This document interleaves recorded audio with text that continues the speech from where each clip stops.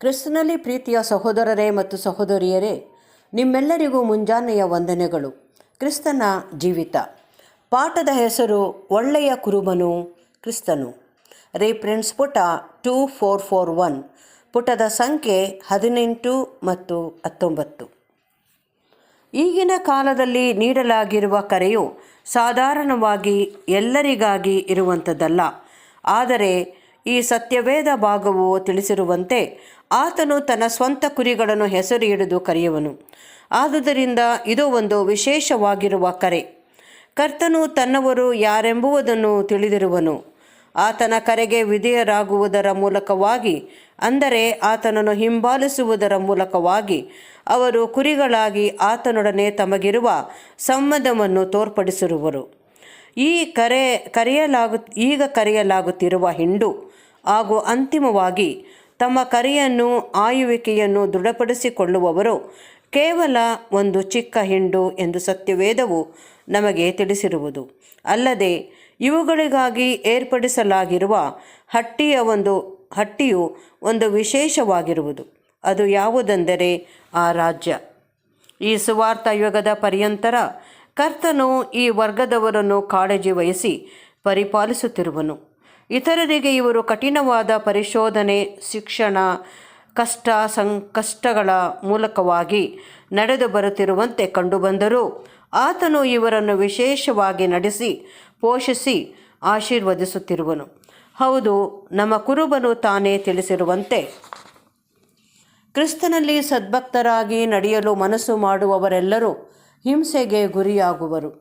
ಆದರೆ ವಿಶಿಷ್ಟತೆಯುಳ್ಳದ್ದು, ಆಯಲ್ಪಟ್ಟದ್ದು ಆಗಿರುವ ಕುರಿಹಿಂಡಿಗೆ ಈ ಕಾಲವು ಒಂದು ವಿಶಿಷ್ಟವಾದ ಪರಿಶೋಧನಾ ಸಮಯವೆಂಬುದನ್ನು ನಾವು ನೆನಪಿನಲ್ಲಿಟ್ಟುಕೊಳ್ಳಬೇಕು.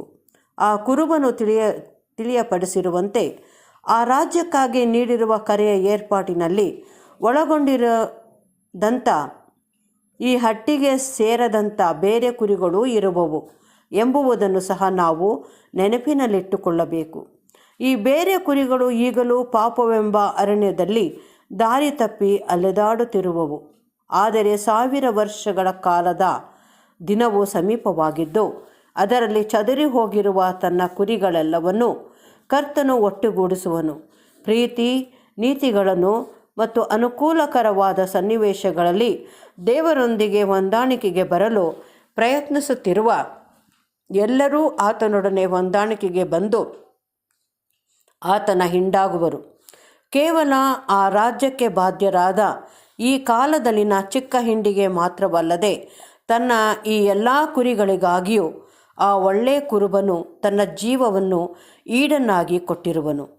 ಆ ರಾಜ್ಯವು ಸ್ಥಾಪನೆಯಾದ ನಂತರ ಕ್ರಿಸ್ತನ ಈ ವಿಶಾಲವಾದ ಹಿಂಡನ್ನು ಒಟ್ಟುಗೂಡಿಸಲಾಗುವುದು. ಈ ಸಾಮ್ಯದ ಅರ್ಥವನ್ನು ಅಲ್ಲದೆ ದೇವರ ಯೋಜನೆಯು ಇತರ ಹಲವಾರು ಲಕ್ಷಣಗಳನ್ನು ಸಹ ತಿಳಿಯಲು ಕೀಲಿಯಂತಿರುವ ಸಾಧನದ ಒಂದು ಭಾಗವು. ಚಿಕ್ಕ ಹಿಂಡಿನ ಕುರಿಗಳನ್ನು ಈಗ ಕರೆಯಲಾಗುತ್ತಿದ್ದು ಮತ್ತು ಆ ರಾಜ್ಯದಲ್ಲಿ ಸಹ ಬಾಧ್ಯತೆಯನ್ನು ಹೊಂದಲು ಅವುಗಳನ್ನು ಆದುಕೊಳ್ಳಲಾಗುತ್ತಿದ್ದು, ಅವುಗಳು ಯಜ್ಞಾರ್ಪಿತವಾಗಬೇಕು ಎಂಬ ಅಂಶದಲ್ಲಿ ಕಂಡುಬರುತ್ತದೆ. ಆ ರಾಜಕುಮಾರನು, ಆ ಕುರುಬನು ತಾನೇ ದೇವರು ನೇಮಿಸಿದ ಯಜ್ಞದ ಕುರಿಯಾಗಿ ಈ ಪ್ರಕಾರ ತನ್ನನ್ನೇ ಯಜ್ಞವನ್ನಾಗಿ ಅರ್ಪಿಸಿಕೊಂಡು ಧರ್ಮಶಾಸ್ತ್ರದ ಅಡಿಯಲ್ಲಿ ಮುಚ್ಚಲ್ಪಟ್ಟಿದ್ದವರಿಗೆ ಬಾಗಿಲು ತೆರೆದದ್ದು ಮಾತ್ರವಲ್ಲದೆ ಅದೇ ಯಜ್ಞಾರ್ಪಣೆಯಲ್ಲಿ ಮಾನವ ಕುಲದವರೆಲ್ಲರನ್ನೂ ಸಹ ವಿಮೋಚಿಸಿದ್ದನು. ಇವುಗಳಲ್ಲಿ ತಾನು ಇನ್ನೂ ಹುಡುಕಲಿರುವ ಆ ಬೇರೆ ಕುರಿಗಳೂ ಇರುವವು. ಹೀಗೆಯೇ ಚಿಕ್ಕ ಹಿಂಡಿನ ಕುರಿಗಳು ಈಗ ಕರೆಯಲ್ಪಡುತ್ತಿದ್ದು, ಅವುಗಳೆಲ್ಲವೂ ದೇವರು ನೇಮಿಸಿದ ಯಜ್ಞದ ಕುರಿಯಾಗಿರುವ ಕ್ರಿಸ್ತನೊಂದಿಗೆ ಶ್ರಮೆಯನ್ನು ಅನುಭವಿಸಬೇಕಿರುವುದು. ಅವರೆಲ್ಲರೂ ತಮ್ಮ ತಮ್ಮ ದೇಹಗಳನ್ನು ದೇವರಿಗೆ ಮೀಸಲಾಗಿಯೂ ಮೆಚ್ಚುಗೆಯಾಗಿಯೂ ಇರುವ ಸಜೀವ ಯಜ್ಞವಾಗಿ ಅರ್ಪಿಸಿಕೊಳ್ಳಬೇಕಿರುವುದು.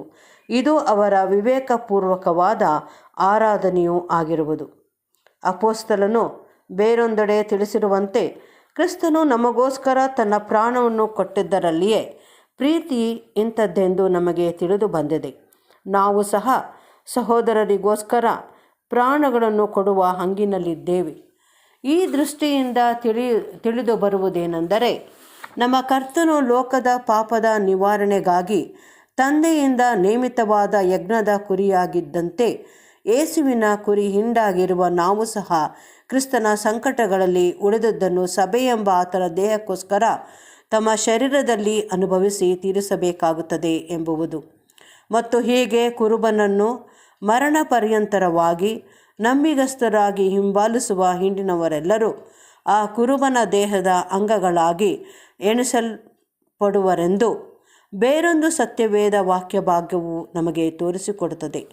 ಹೀಗೆ ಸುವಾರ್ಥ ಯುಗ ಸಂಪೂರ್ಣವಾಗಿ ಕ್ರಿಸ್ತನೊಂದಿಗೆ ಬಾಧೆಯನ್ನು ಅನುಭವಿಸುವ ಅನುದಿನವೂ ಮರಣವನ್ನು ಅನುಭವಿಸುವ ಸಹೋದರರಿಗೋಸ್ಕರ ನಮ್ಮ ಪ್ರಾಣವನ್ನೇ ಕೊಡುವ ಸಮಯವಾಗಿರುವುದು. ಅಲ್ಲದೆ ಸುವಾರ್ಥ ಯುಗದ ಅಂತ್ಯದಲ್ಲಿ ಈ ಯಜ್ಞವು ಪೂರ್ಣವಾಗುವವರೆಗೂ, ಅಂದರೆ ಹಿರಿ ಕುರುಬನ ಶಿರಸ್ಸು ಮತ್ತು ದೇಹವು ಸಂಪೂರ್ಣವಾಗುವವರೆಗೆ, ಒಂದು ವಿಶಾಲ ಅರ್ಥದಲ್ಲಿ ಮನುಕುಲದವರೆಲ್ಲರಿಗೆ ಸಾಮಾನ್ಯವಾಗಿರುವ ಹೊಸ ಒಡಂಬಡಿಕೆಯು ಅನಾವರಣಗೊಳ್ಳುವುದಿಲ್ಲ.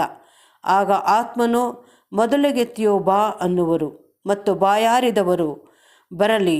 ಆದರೆ ಈಗ ತಂದೆಯು ಎಳೆದ ಹೊರತು ಯಾರೂ ನನ್ನ ಬಳಿಗೆ ಬರಲಾರರು. ಅವರೆಲ್ಲರೂ ಒಟ್ಟಾಗಿ ಒಂದು ಚಿಕ್ಕ ಹಿಂಡಾಗಿರುವರು. ಆ ರಾಜ್ಯದಲ್ಲಿ ಆತನೊಡನೆ ಸಹಕಾರಿಗಳಾಗಲು ಈಗ ಕರೆಯಲಾಗುತ್ತಿರುವ ಎಲ್ಲರಲ್ಲಿಯೂ ಹಿಂಡಿನ ಮುಖ್ಯಸ್ಥನಾಗಿರುವ ಹಿರಿಕುರುಬನ ಮನೋಭಾವವು ಇರಬೇಕಾಗುತ್ತದೆ. ಆ ಒಳ್ಳೆಯ ಕುರುಬನು ತನ್ನ ಕುರಿ ಹಿಂಡಿಗಾಗಿ ತನ್ನ ಪ್ರಾಣವನ್ನು ಕೊಡುವವನಾಗಿರುವಂತೆಯೇ ಇವರೆಲ್ಲರೂ ಸತ್ಯದ ವಿಷಯವಾದ ಸೇವೆಯಲ್ಲಿ ತಮ್ಮ ಪ್ರಾಣವನ್ನು ಕೊಡುವರು. ಆ ಒಳ್ಳೆಯ ಕುರುಬನು ಕುರಿಗಳ ಅಗತ್ಯತೆಗಳ ಬಗ್ಗೆ ಉದಾಸೀನನಾಗಿ ಕೇವಲ ತನಗೋಸ್ಕರವಾಗಿ ಚಿಂತಿಸುವವನಾಗಿ ಅವುಗಳಿಂದ ತಾನು ಎಷ್ಟು ಲಾಭ ಪಡೆದುಕೊಳ್ಳಲು ಸಾಧ್ಯವೆಂದು ಯೋಚಿಸದೇ ಇರುವಂತೆಯೇ ಆತನ ಮನೋಭಾವವನ್ನು ಹೊಂದಿರುವವರಲ್ಲಿಯೂ ಇರುವುದು. ಕ್ರಿಸ್ತನ ದೇಹದ ಪರವಾಗಿ ಅವರು ಮಾಡಿದ ಸೇವೆಯು ಯಾವ ಅರ್ಥದಲ್ಲಿಯೂ ನೀಚ ದ್ರವ್ಯಾಶೆಗೋಸ್ಕರವಾಗಿರದೆ, ಇಲ್ಲವೇ ಮನುಷ್ಯರಿಂದ ಗೌರವ ಪಡೆಯ ಸಲುವಾಗಿರದೆ ಅಥವಾ ಲೌಕಿಕ ಲಾಭಕ್ಕೋಸ್ಕರವಾಗಿರದೆ, ದೇವರ ಮೇಲನ ಪ್ರೀತಿಯ ಸಲುವಾಗಿ, ಸತ್ಯದ ಮೇಲನ ಪ್ರೀತಿಯ ಸಲುವಾಗಿ, ಕುರಿ ಹಿಂಡಿನ ಮೇಲನ ಪ್ರೀತಿಯ ಸಲುವಾಗಿ ಇರುವುದು.